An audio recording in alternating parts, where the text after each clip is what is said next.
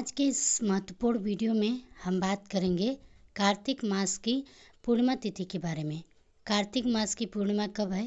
14 नवंबर को या 15 नवंबर को?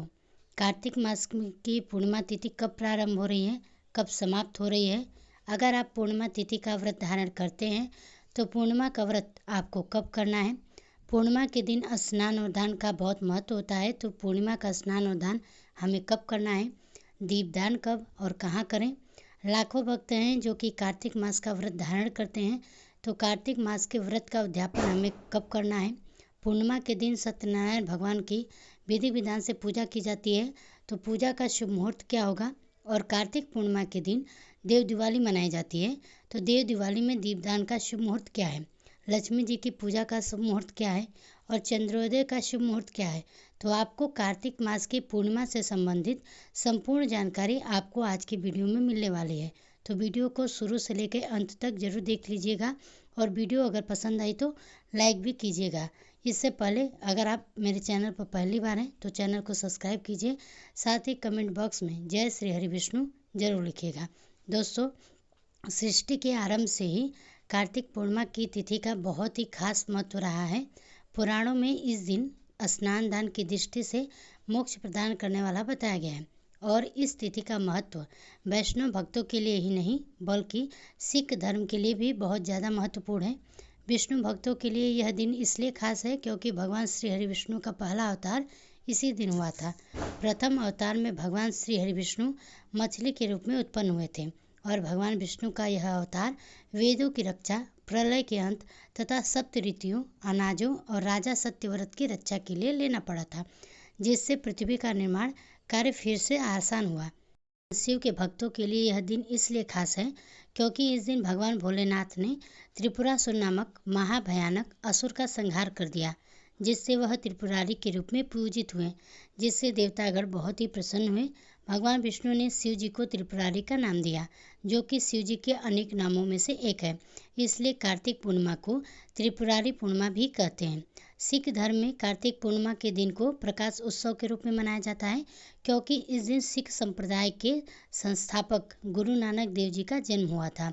इस दिन सिख धर्म के लोग सुबह स्नान कर गुरुद्वारे में जाकर गुरुवाणी सुनते हैं और नानक जी के बताए हुए रास्ते पर चलने की कोशिश करते हैं, जिससे कि गुरु पर्व भी कहा जाता है।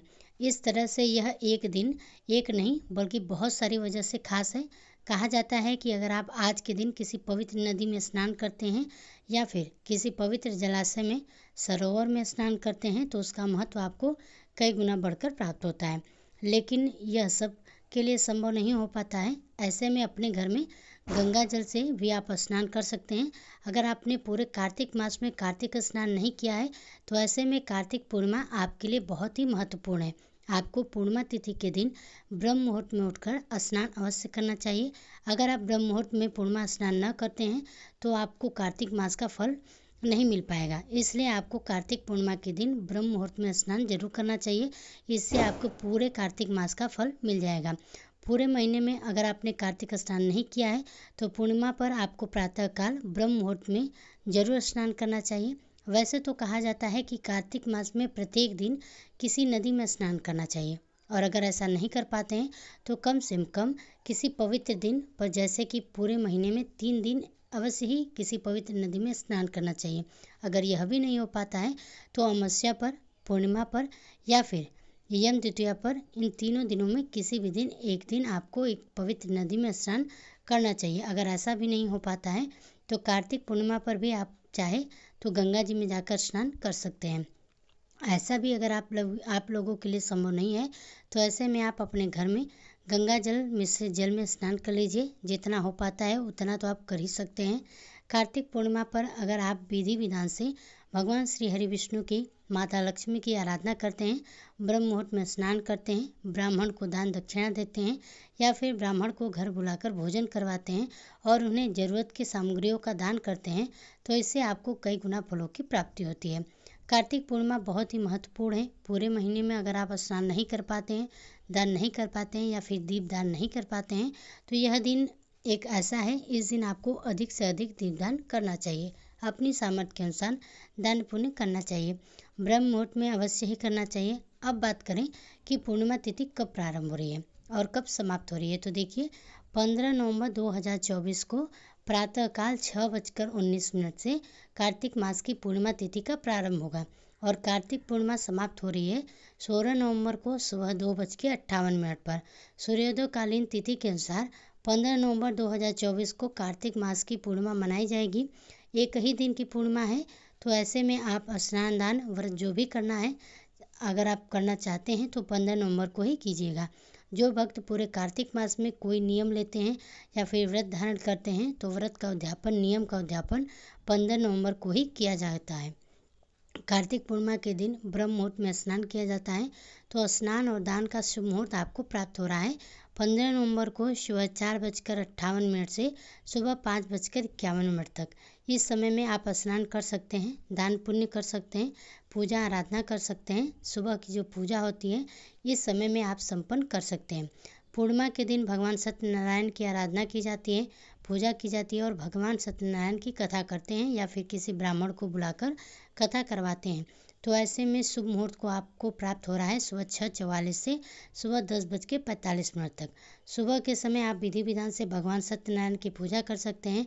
अगर आप सुबह के समय किसी कारणवश व्यस्त हैं तो आप सत्यनारायण भगवान की पूजा नहीं कर पाते हैं, तो शाम के समय भी कर सकते हैं। दोपहर के बाद जैसे कि 4 बजे के बाद शाम के समय आप पूजा कथा इत्यादि कर सकते हैं। या फिर ब्राह्मण से अगर आप करवा रहे हैं तो ब्राह्मणों स्वयं शुभ मुहूर्त पर ही आते हैं, तो आप वह भी अपने मुहूर्त के अनुसार पूजा कर सकते हैं। आप चाहे तो सुबह में कर सकते हैं, चाहे तो शाम को पूजा संपन्न कर सकते हैं।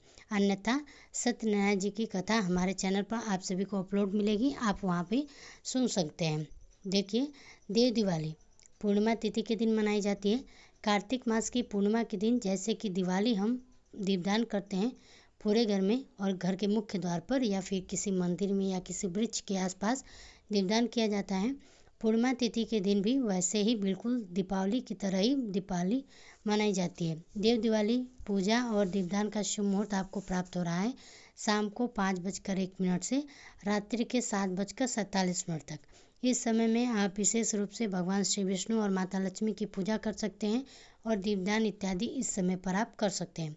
अब देखिए, देव दिवाली जैसा कि मैंने कहा आपको, दीपावली की तरह ही देव दिवाली यानी कि पूर्णिमा मनाई जाती है।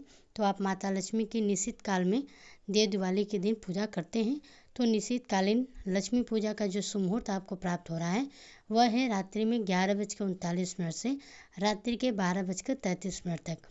15 नवंबर को रात्रि में आपको 11:39 से लेकर 12:03 तक आप माता लक्ष्मी की पूजा कर सकते हैं, आराधना कर सकते हैं, जब तक कर सकते हैं, हवन कर सकते हैं। जो भी आप दीपावली पर कार्य करना चाहते थे आप नहीं कर पाए हैं तो इस समय भी आप कर सकते हैं।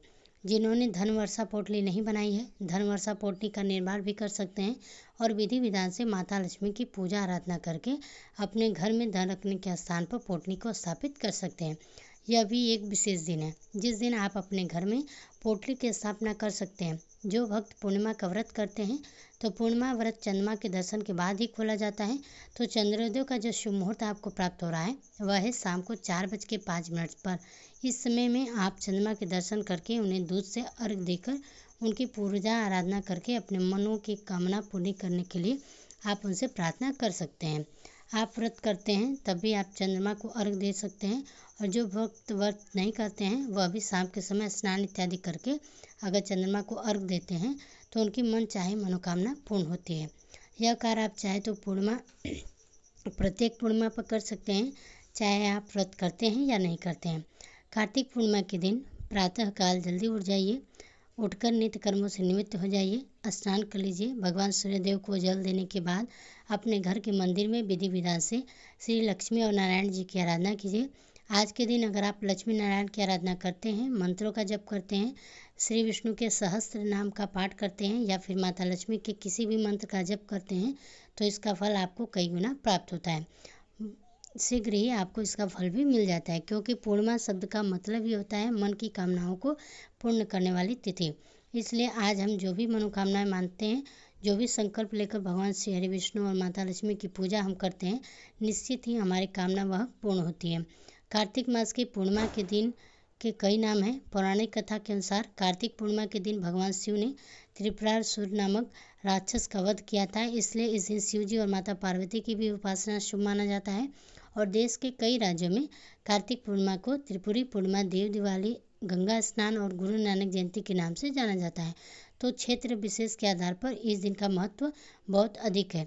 जो भी नियम आपके परिवार में हैं, जैसे भी परंपरा है, उसके अनुसार आप चाहे तो पूर्णिमा का पालन कर सकते हैं। जो भी व्यक्ति किसी कारणवश से देवउठान एकादशी के दिन तुलसी विवाह नहीं कर पाए हैं, तो उन्हें इस दिन तुलसी विवाह करना चाहिए। और कार्तिक मास का उद्यापन भी आपको इसी दिन करना चाहिए।